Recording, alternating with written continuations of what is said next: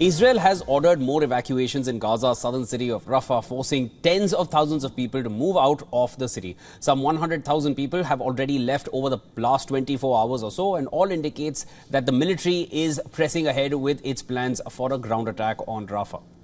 Now, the evacuation order covers the southeastern part of Rafah along the Israeli border and the Egyptian border, including the Rafah crossing.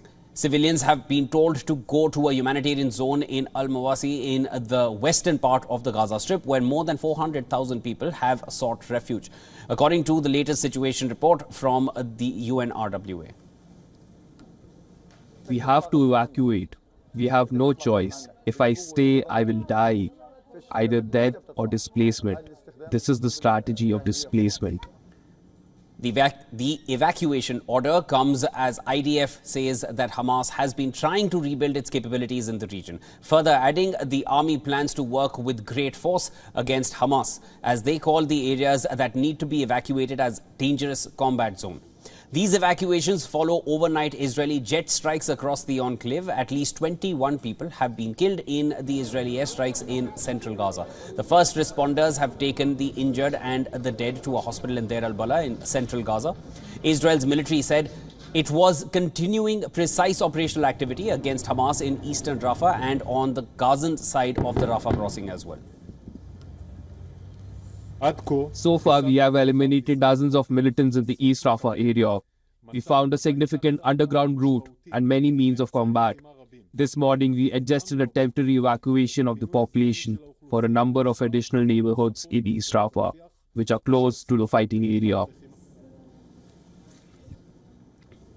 Israeli tanks have been seen along the main road, dividing Rafah's eastern and western sections, effectively encircling the eastern side in an assault, causing Washington to hold up the delivery of some military aid to its ally.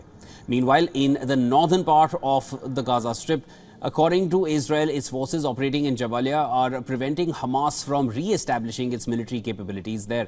Further adding, the IDF troops operating in Gaza City's Zaytoun district have managed to kill some 30 militants. Despite heavy US pressure and alarm expressed by residents and humanitarian groups, Israel continues to proceed with an incursion into Rafah, where more than 1 million displaced people have sought refuge during the 7-month-old war. Reports are also emerging that in a bid to halt Israel's imminent Rafah operation, the Biden administration has offered to give Israel sensitive intelligence on the whereabouts of senior Hamas leaders if it agrees to hold off on its long-promised major military operation in Rafah.